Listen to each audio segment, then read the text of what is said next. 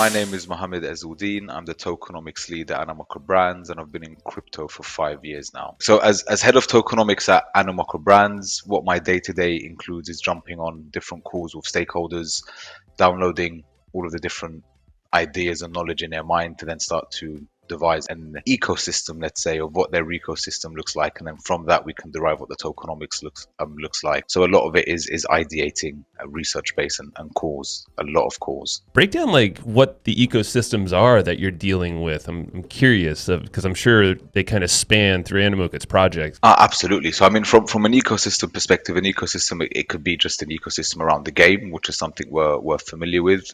We're also dealing with a number of social tokens, and we've got projects that are outside the scope of what you'd think within Web3.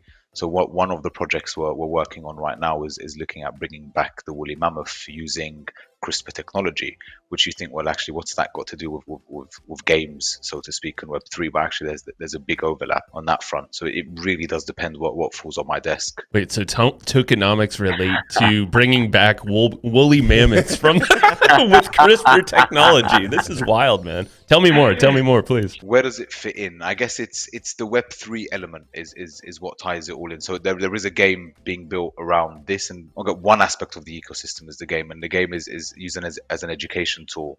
So if you're playing this game, which is currently being built, it's then being able to use different GNA sequences to create animals based on similar genotypes, and this might change because the game still is in ideation phase at this point. And then looking at the habitat and the ecosystem, like the actual ecosystem around that animal, and it's really using a gaming platform to educate the future generations on what that looks like. The part also of not ruining the experience of the game and making it too about the return and the value and maybe like the money side of it, right? In your mind, what's that balance, if any, when you're thinking of a tokenized plan for a game? So I think we got a bit carried away with play to earn. I love the narrative, but fundamentally we play games for fun and then for the community around it. So it's sticking to that narrative.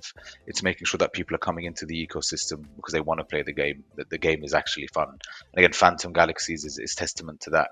I think in the alpha, we had over 100,000 users sign up and actually play the game during the alpha season. So I think that speaks testament to users actually wanting to play games and not caring if it's NFT, Web3, blockchain gaming. So Phantom Galaxies, we changed it up. Instead of, as opposed to doing a token sale, we did a planet sale, but with tokens attached to the planet.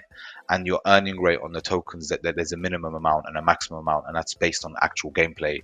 So if I'm someone who's just investing in this asset and I do absolutely no gaming with that planet or that asteroid in game, then I'm earning the minimum rate of tokens.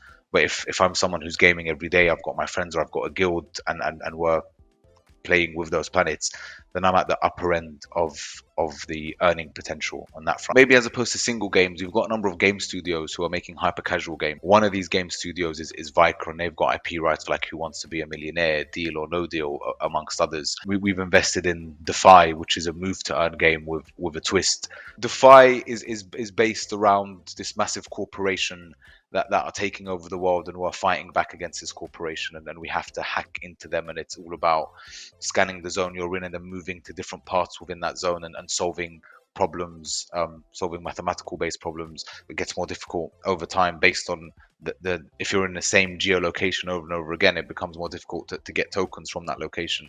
So that incentivizes you to go to new places and play the game. Defy is a super interesting one. There was another one here, fan controlled football. Wow, fan controlled football is an amazing project. So these guys have built their own football. They've built their own league, and then fans can vote on the different plays that are happening, but then if you vote for the right play, you're then rewarded.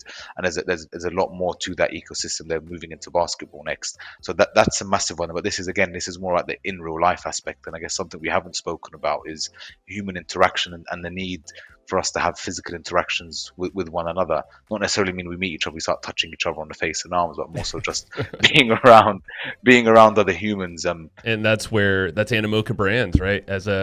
In a nutshell, it's the open metaverse, and it's all the property rights of these digital assets. Where should we go find you? I know you're on Twitter. So my Twitter handle, it's Moe_EZZ14. So that's my Twitter handle, Mo_EZZ14. You can find me there, or Mohamed Ezeldin on LinkedIn.